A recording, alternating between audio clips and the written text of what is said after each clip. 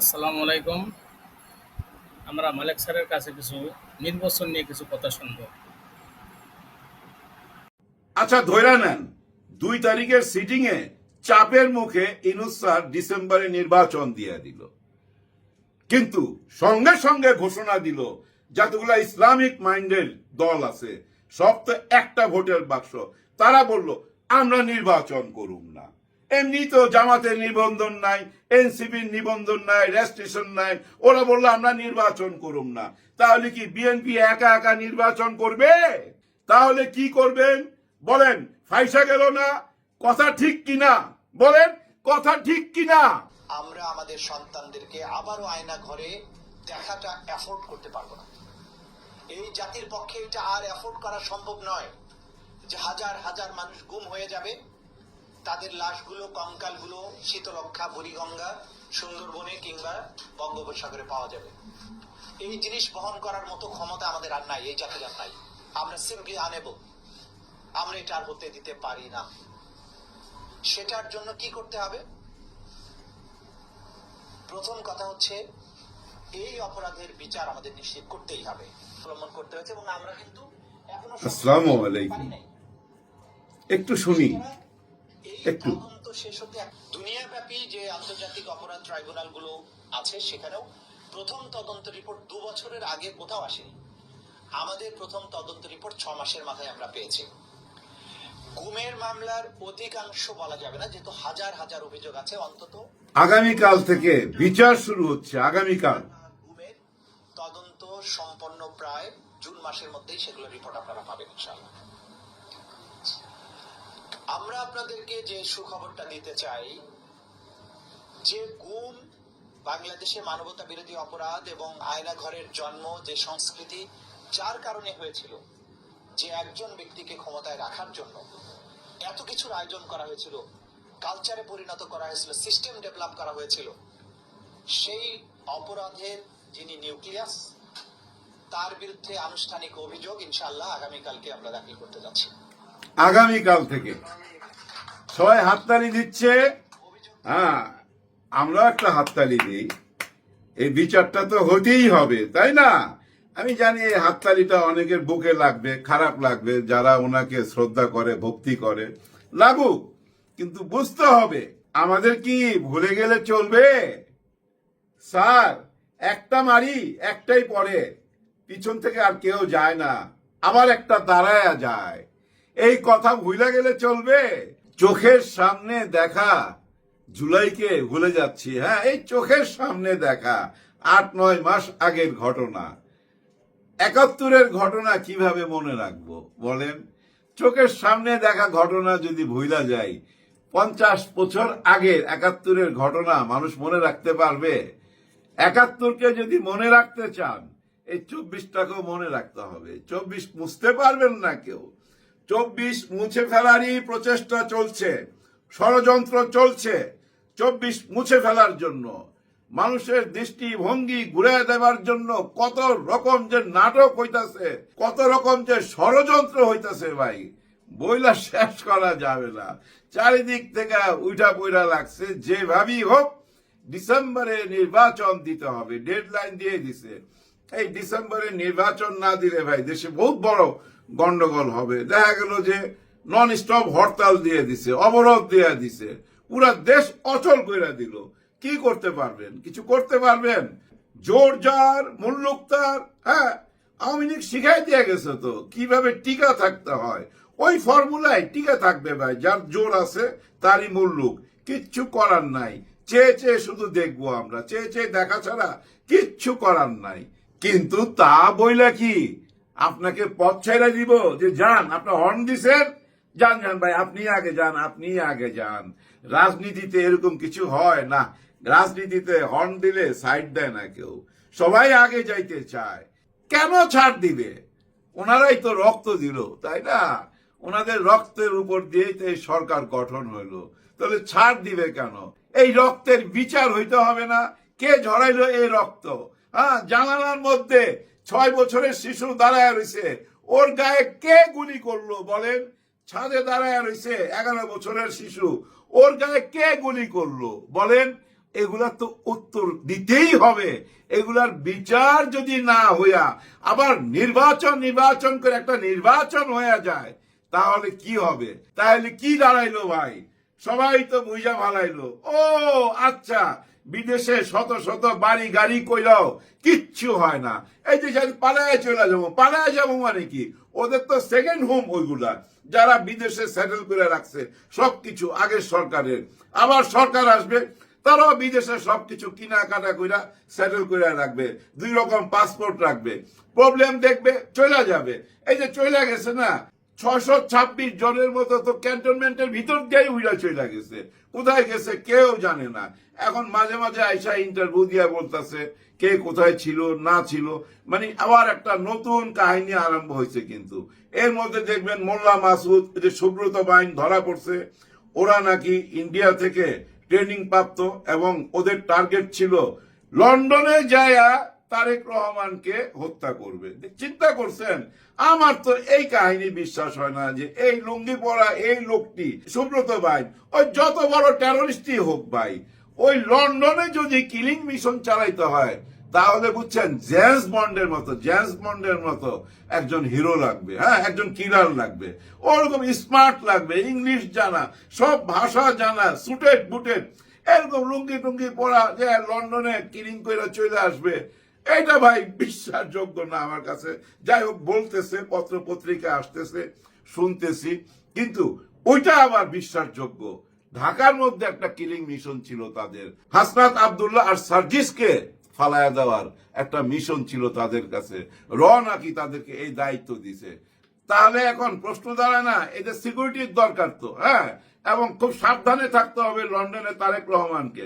আমার তো মনে হয় তারেক রহমান সবচেয়ে বেশি নিরাপদ বাংলাদেশে এখন, কারণ ওনার যে দল আছে, এই দলের লোকই তো ওনার সিকিউরিটি, তাই না? ওনার জন্য সবচেয়ে ভালো হবে ওনার দলের লোক থেকে সিকিউরিটি রাখা, এবং সরকারেরও উচিত ওনার সিকিউরিটি দেওয়া, এবং হাসনাত আব্দুল্লাহকেও দেওয়া উচিত, সার্জিসকে দেওয়া উচিত। যেহেতু এই যে সুব্রত বাইন আর ওই যে মোল্লা মাসুদ, এদের মুখের কথাবার্তা সব বাইরে চলে আসছে। জানি না ভিতরের কথা কিভাবে বাইরে আসে, পত্র পত্রিকা তো আসতেছে, এগুলো তার মিথ্যা হইতে পারে না। তার জন্য বলতেছি এদের সিকিউরিটি দরকার। অবশ্য এনসিপি পার্টি এমন কোন পার্টি হইলো নাকি? এটা হলো চিলড্রেন পার্টি, তুচ্ছ তাচ্ছিল্যের পার্টি। হ্যাঁ, এটা নিয়ে অনেক হাসাহাসি হয়, অনেক মজা হয়। এই পার্টি ডাকলে কে আসবে? মনে করেন বড় দলের একজন ওয়ার্ড কমিশনার ডাকলে যত লোক হবে, এনসিপি ডাকলে তার চেয়ে কম লোক হবে। এইসব কথাবার্তা এই যে কিছু বুদ্ধিজীবী সাংবাদিক আছে, ইউটিউবার, এরা সারাক্ষণ বইলা যাইতেছে, সারাক্ষণ।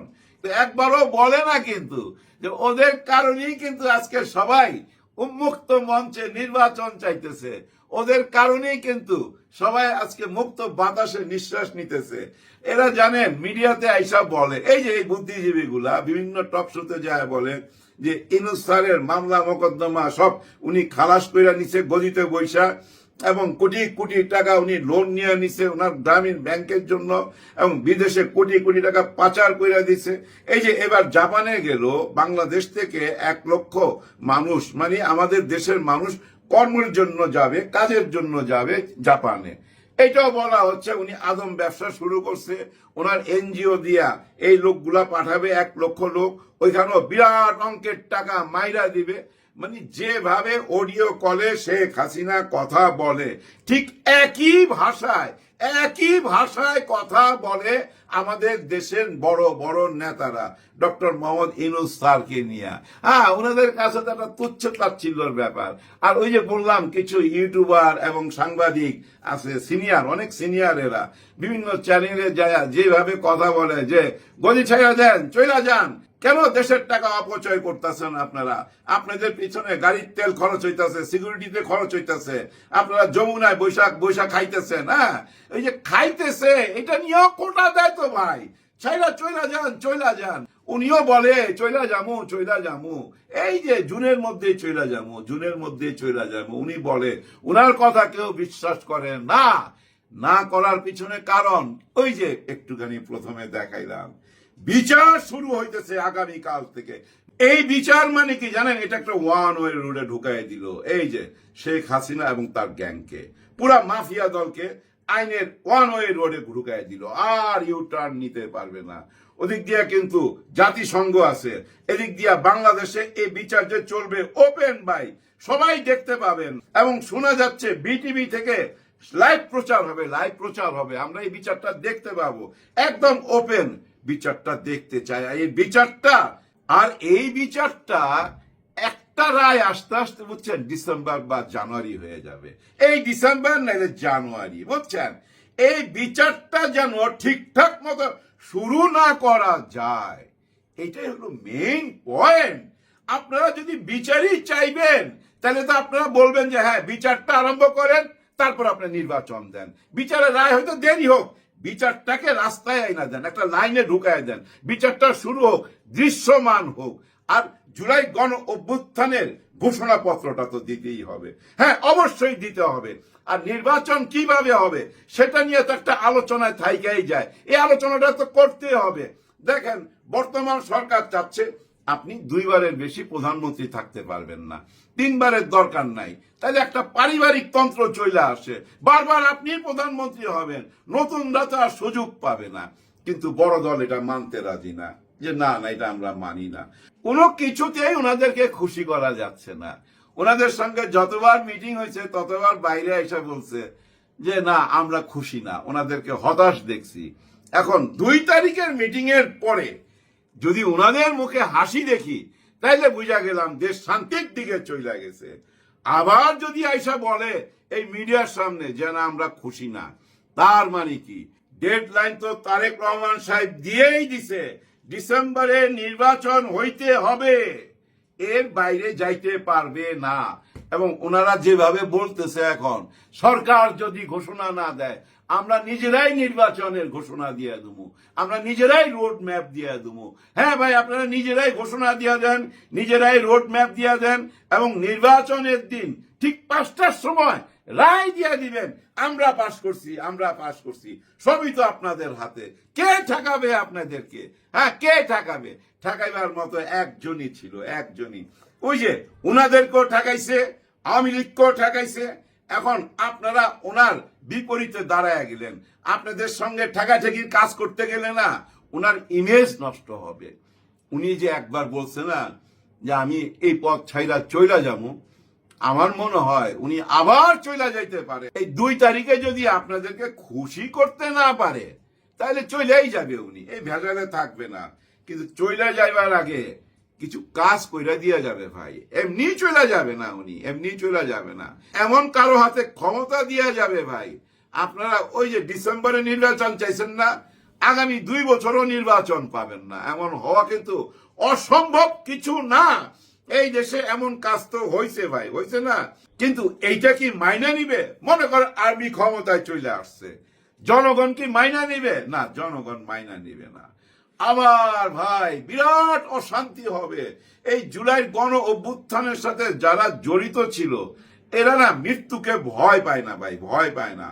আবার রাস্তায় নামবে, আবার সেই রক্তের বন্যা বইবে, এমন কিছু হবে? নো, এমন কিছু হইতে দেওয়া যাবে না। এবং এটা কারা দিবে না আমি ভাই একটু আগাম বইলা দিই আপনাদেরকে, এটা দিবে না ভাই জামাতে ইসলাম, এটা হইতে দিবে না।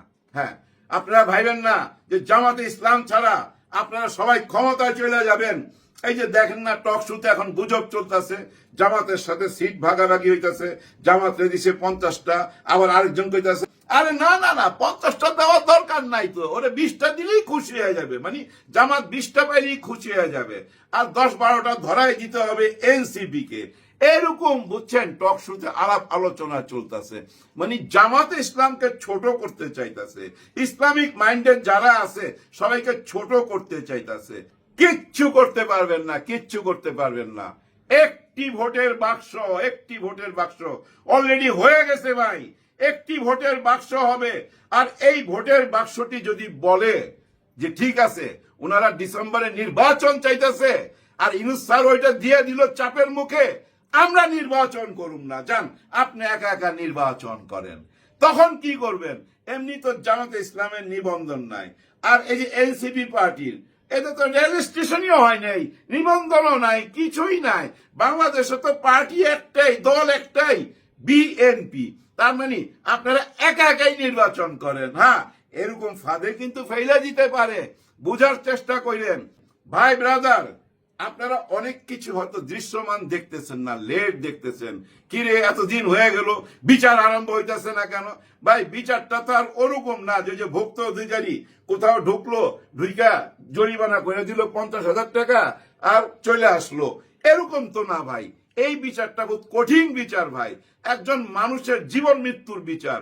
সে অপরাধ করছে কিনা, নাকি তাকে ষড়যন্ত্র করে ফাঁসানো হইতেছে, এটা বিচারে আনতে হবে না? বিচারক এটা তদন্ত করবে না? সময় দিতে হবে না? এই সময়টুক লেগে গেছে, এবং এটা একটা ইতিহাস। ইন্টারন্যাশনাল ট্রাইব্যুনালে, এই যে অপরাধ বিচার ট্রাইব্যুনালে যেসব বিচার হয়, এগুলা বুঝছেন শুরু হইতেই 2 বছর লাগে। এখানে 8-9 মাসের মধ্যে চালু হয়ে গেল, এবং ডিসেম্বরের মধ্যে দৃশ্যমান অনেক কিছু দেখতে পাবেন। ফাঁসিও হয়ে যেতে পারে। হ্যাঁ, ফাঁসির রায়, হয়তো আসামি খুঁজে পাচ্ছেন না, সেটা অন্য জিনিস, কিন্তু ফাঁসির রায়ও হইতে পারে। আর এইটা ঠেকাইবার জন্য পার্শ্ববর্তী দেশ থেকে বুঝছেন টাকা ঢালতেছে, ষড়যন্ত্র হইতাছে। ওই যে সুব্রত বাইনদেরকে পাঠাইতেছে, মোল্লা মাসুদদেরকে পাঠাইতেছে, কিলিং মিশন পাঠাইতেছে, আধা পাগল হয়ে গেছে, এবং দেশের মধ্যে একটা বিশৃঙ্খলা সৃষ্টি কইরা ক্ষমতা নিতে চাইতেছে। কেউ একজন ক্ষমতা নিতে চাইতেছে, কিন্তু আমরা জনগণ ঘাবড়াবো না, আমরা আল্লাহর উপরে ভরসা রাখবো। আমরা মনে করি উনি অত কাঁচা খেলোয়াড় না। হ্যাঁ, ডক্টর মোহাম্মদ ইউনূস স্যার অত কাঁচা খেলোয়াড় না যে আপনাদের সঙ্গে খেলতে পারবেন না, যারা উনার সঙ্গে খেলতে চাইতেছেন। ভাই ব্রাদার, 5ই আগস্টে যে আলোটা জ্বলছে, যে সূর্যটা উঠছে, এই আলো নিভানো যাবে না, কাউকে নিভাইতে দেব না আমরা। এইটাই থাকুক আমাদের প্রতিজ্ঞা। সবার জন্য সবাই দোয়া করবেন। আল্লাহ হাফেজ। আসসালামু আলাইকুম। আমরা মালেক স্যারের কাছে কিছু নির্বাচন নিয়ে কিছু কথা শুনবো।